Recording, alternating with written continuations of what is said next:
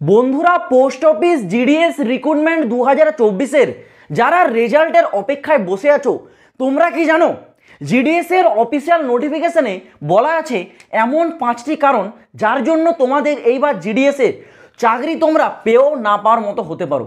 মানে এই রকমটা 2023 সালে কিন্তু হয়েছিল, যেই 5টা কারণের জন্য অনেকের ডকুমেন্টস ভেরিফিকেশন হওয়ার পরেও তারা চাকরিটা পায়নি। এরকম অনেকে আগের বারে কমেন্ট করেছিল। আর এই যে 5টা কারণ না, এই 5টা কারণ জিডিএস এর যে অফিসিয়াল নোটিফিকেশন সেখানে উল্লেখ করে দেওয়া রয়েছে। মানে এই 5টা কারণ তোমাদের জন্য মোস্ট ইম্পর্টেন্ট কারণ। এগুলো তো আজকে আমি তোমাদেরকে অবশ্যই বলে দেবো, কারণ এই যে 5টা কারণ না, এটা তোমাদের জন্য খুবই গুরুত্বপূর্ণ বিষয়। এই 5টা কারণের জন্য অনেকের হয়তো ডকুমেন্টস ভেরিফিকেশন হবেই না, তার আগেই রিজেক্ট করে দেবে। আবার অনেকের ডকুমেন্টস ভেরিফিকেশন হওয়ার পরও তাদের কিন্তু রিজেক্ট হয়ে যাওয়ার চান্স অনেকটাই বেশি থাকে। মানে ব্যাপারটা ঠিক তোমাদের মাধ্যমিক পরীক্ষার মতো। অনেকের হয় না, মাধ্যমিক পরীক্ষা দিয়ে আসার পর মনে হয় ইস আর একটু যদি পড়তাম তাহলে আর একটু ভালো বেটার রেজাল্ট করতে পারতাম। এটা পরীক্ষা দিয়ে আসার পর মনে হয়, কিন্তু তার আগে যদি মনে হতো তাহলে তুমি পড়ে নিতে। আর ঠিক সেই ব্যাপারটা ওইখানে। এই যে 5টা কারণ এটা অফিসিয়াল নোটিশে বলা রয়েছে, কিন্তু অনেকে এই জিনিসটা দেখেনি বা এই সম্বন্ধে জানেই না। চাকরির যখন সিচুয়েশনটা আসে সেই সময় এই কারণের জন্য যদি তোমাদেরকে রিজেক্ট করে দেওয়া হয়, তখন মনে হবে ইস যদি এই 5টা কারণ সম্বন্ধে আগে জেনে যেতাম তাহলে হয়তো হাতে আসা চাকরিটা আমাদের হাত থেকে বেরিয়ে যেত না। এই বিষয়টা না পুরো অফিসিয়াল তথ্য, আমি তোমাদেরকে নিজের মন থেকে বলছি না।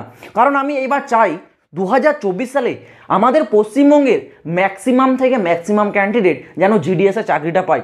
এটা আমি প্রথম থেকেই চেয়ে আসছি। এই কারণে তোমাদেরকে জিডিএসের প্রতিটা লেটেস্ট আপডেট সব থেকে আগে শেয়ার করছি। যারা জিডিএসের আবেদনটা করেছো এবং রেজাল্টের আশায় বসে রয়েছো, হাত জোড় করে একটা রিকোয়েস্ট, যে 5টা কারণ দেখার আগে ভিডিওটা কেউ স্কিপ করবে না। আমি তোমাদেরকে অফিসিয়াল নোটিশ দেখাবো, তার সাথে সাথে পুরো ডিটেলসে একদম A to Z আলোচনা করে দেবো।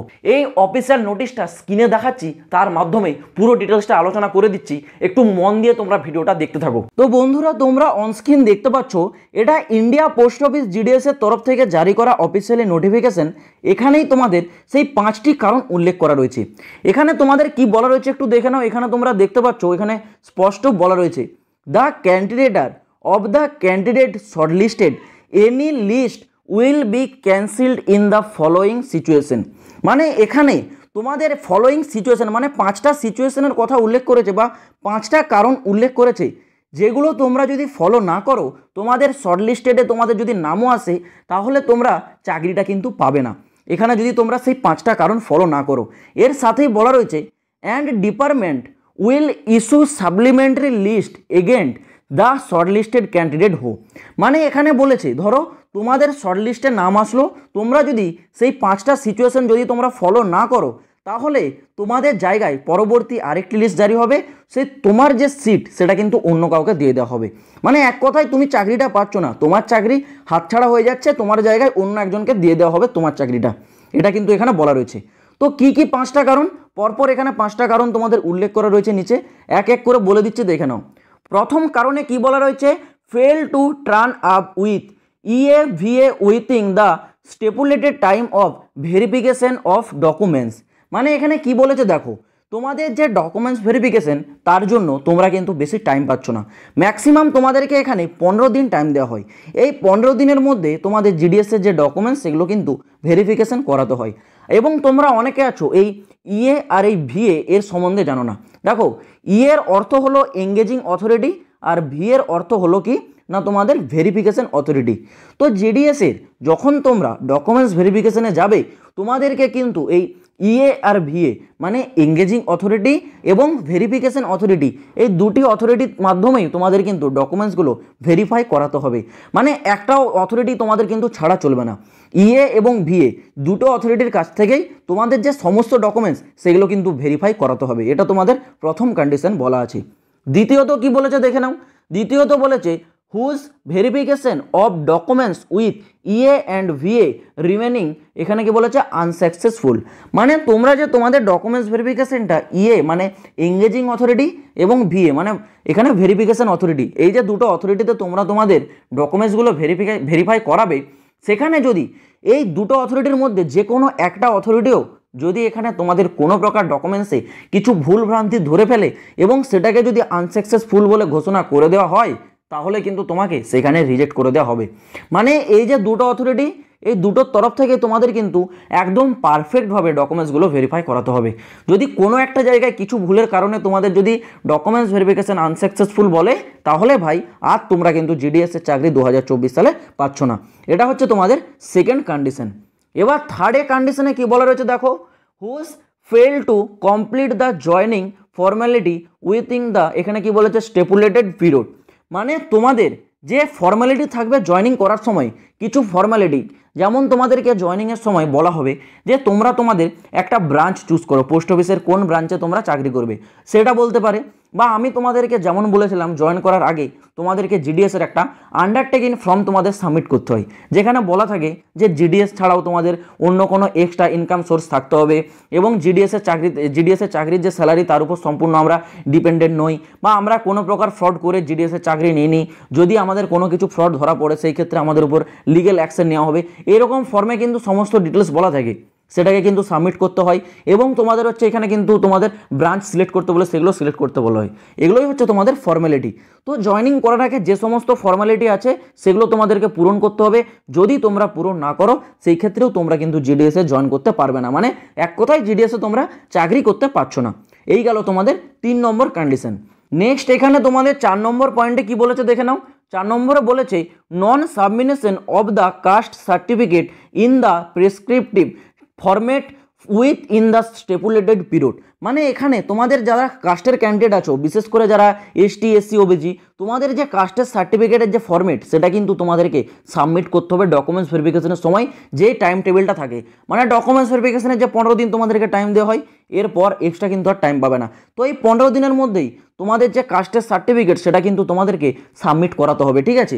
যদি তোমরা কাস্টের সার্টিফিকেট না সাবমিট করাতে পারো ডকুমেন্টস ভেরিফিকেশন চলাকালীন, এরপর তোমাদেরকে এক্সট্রা করে কোনো টাইমও দেওয়া হবে না, এমনকি চাকরির ক্ষেত্রেও তোমরা চাকরি আর পাচ্ছ না, ওখানেই তোমাদেরকে বাতিল করে দেওয়া হবে। সেই ক্ষেত্রে যারা কাস্ট নিজের এসটি এসসি বা ওবিসি তোমরা ফর্ম অ্যাপ্লাই করার সময় দিয়েছো, তোমাদের যে সার্টিফিকেট সেই ফর্মেটটা অবশ্যই কিন্তু নিয়ে যেতে হবে। আর এটা হচ্ছে জেনারেলদের জন্য নয়, কারণ জেনারেলদের কোনো কাস্টের সার্টিফিকেট এখানে চাওয়া হয় না। নেক্সট এখানে দেখো তোমাদের 5 নম্বর কারণটা কি বলেছে। এই 5 নম্বর কারণটা কিন্তু খুবই গুরুত্বপূর্ণ কারণ। এখানে কিন্তু আলাদা আলাদা 3টে কারণ উল্লেখ করেছে। দেখো প্রথমে কি বলেছে, প্রথমে বলেছে who are not willing to join. মানে এখানে অনেকে আছে যাদের চাকরিতে জয়েন করার পরও, মানে ডকুমেন্টস ভেরিফিকেশন করার পর তারা চাকরিতে ইচ্ছে করে জয়েন করে না, ঠিক আছে, এরকম অনেকে আছে। আর আরেকটা কারণ এখানে বলেছে দেখো অর দিয়ে বলেছে এখানে হ্যাভ, এখানে কি বলেছে রিজাইন আফটার জয়নিং। মানে অনেকে থাকে না যারা জিডিএসের চাকরিতে জয়েন করার পর 5 দিন 10 দিন কাজ করার পর তাদের মনে হয় যে জিডিএসের চাকরিটা আমাদের জন্য নয়, এটা আমাদের জন্য শ্যুট করছে না, তো আমরা আশা বন্ধ করে দেবো। সে অনেক এরকম আছে যারা 10 দিন চাকরি করতে গিয়েছে, তারপর থেকে তারা জিডিএসে বা পোস্ট অফিসে যাওয়াই তারা বন্ধ করে দিয়েছে, মানে তারা চাকরিতে আর যায়নি, ঠিক আছে, এরকম অনেকে আছে।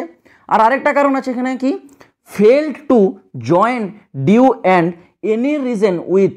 মানে এখানে কি বলেছে দেখো তোমাদের জয়নিংয়ের যে ডেটটা দিয়েছে, মানে যে ডেটে তোমাদের জয়নিং করতে বলা হয়েছে সেই ডেটে যদি কারোর কোনো কারণে মিস হয়ে যায়, বা যদি তোমার কোনো এনি রিজন, এখানে কি বলেছে এনি রিজন, ঠিক আছে, সেটা তোমার পারিবারিক কোনো কারণ হতে পারে, বা হেলথ মানে শরীর খারাপ নিয়ে কোনো কারণ হতে পারে, বা যে কোনো কারণবশত যদি তোমার এখানে সেই ডেটটা মিস হয়ে যায়, সেই ক্ষেত্রে এখানে তোমাদের কি বলেছে দেখো, এখানে বলেছে period of the 30 day from reporting to the ইয়ে মানে এঙ্গেজিং অথরিটি। মানে তোমাদেরকে 30 দিনের মধ্যে রিপোর্টিং করতে হবে কার কাছে না, এঙ্গেজিং অথরিটির কাছে। কি কারণগুলো এখানে বলেছে, কেউ আছে যাই এখানে জয়নিং করেনি, আবার অনেকে আছে চাকরিতে জয়েন করার পর 15-16 দিন কাজ করলো বা কিছুদিন কাজ করার পর সে হচ্ছে রিজাইন নিয়ে চলে গেছে, মানে রিজাইন বলতে সে পোস্ট অফিসে আসা বন্ধ করে দিয়েছে, এই কারণ হতে পারে। বা এই কারণটা হতে পারে অনেকের জয়নিংয়ের ডেটটা ডিলে হয়ে গেছে বা সেই ডেটে সে আসতে পারেনি, সেই ক্ষেত্রে তাকে কি বলেছে না 30 দিনের মধ্যে রিপোর্টিং করতে হবে এঙ্গেজিং অথরিটির কাছে। এঙ্গেজিং অথরিটির কাছে এই কারণের জন্য যদি তোমরা রিপোর্টিং করো, সেই ক্ষেত্রে তোমাদেরকে হয়তো আরেকটা চান্স দেবে, তোমাদের একটু ইনকোয়ারি করা হবে, তারপর তোমাদেরকে আরেকটা সুযোগ দেওয়া হবে চাকরিতে জয়েন করার জন্য। এবার যদি তোমরা এই 30 দিনের মধ্যে তোমরা যদি রিপোর্টিং না করো এঙ্গেজিং অথরিটির কাছে, তাহলে হয়তো তোমরা আর জিডিএসের চাকরিটা পাবে না। তো তোমাদেরকে এই যে 5টা কারণ বললাম, এই 5টা কারণ কিন্তু অবশ্যই তোমরা ফলো করবে, কারণ এই 5টা কারণ আমি নিজে থেকে বলছি না, পোস্ট অফিসে দেখতে পাচ্ছ অফিসিয়াল যে নোটিশ সেখানেই তোমাদের বলা রয়েছে, ঠিক আছে। তোমরা অবশ্যই কিন্তু এগুলো ফলো করবে, না হলে তোমাদের কিন্তু এইবারে জিডিএসের চাকরি তোমাদের হাতছাড়া হবে, এটা কিন্তু তোমরা মাথায় রাখবে। তো আমি আশা করছি বন্ধুরা তোমরা এই যে 5টা কারণ এটা পুরো স্টেপ বাই স্টেপ বুঝতে পারলে। এখান থেকে বাই চান্স যদি তোমার একটাও কোনো কিছু মিস্টেক হয় তাহলে কিন্তু তোমরা এইবার 2024 সালে জিডিএসের যে চাকরি সেটা কিন্তু তোমাদের হাতছাড়া হয়ে যাবে। সেই ক্ষেত্রে আমি তোমাদের বলবো জিডিএসের যা যা রুলস আছে A to Z তোমরা মেনে কিন্তু সেইভাবে ফলো করে চলতে থাকো। কারণ জিডিএসের যে form fill up 44,228 vacancy, form fill up 50 lakh, তাহলে এতজন ক্যান্ডিডেটকে রিজেক্ট কি করবে? ছোটোখাটো কারণের জন্য রিজেক্ট করে দেবে। সেই ক্ষেত্রে বলবো যারা চ্যানেলে এখনও নতুন আছো চ্যানেলটাকে সাবস্ক্রাইব করে রাখো। জিডিএসের প্রতিটা ছোট বড় আপডেট সব থেকে আগে এই চ্যানেলে পাবে। চ্যানেলে যারা এখনও সাবস্ক্রাইব করেনি চ্যানেলটাকে সাবস্ক্রাইব করে রাখো জিডিএস রিলেটেড প্রতিটা লেটেস্ট আপডেট সব থেকে আগে পাওয়ার জন্য। তো চলো বন্ধুরা আজ ভিডিওটা এই পর্যন্ত, দেখা হচ্ছে আবার পরের ভিডিওতে নতুন কোনো আপডেটের সাথে। জয় হিন্দ, বন্দে মাতরম।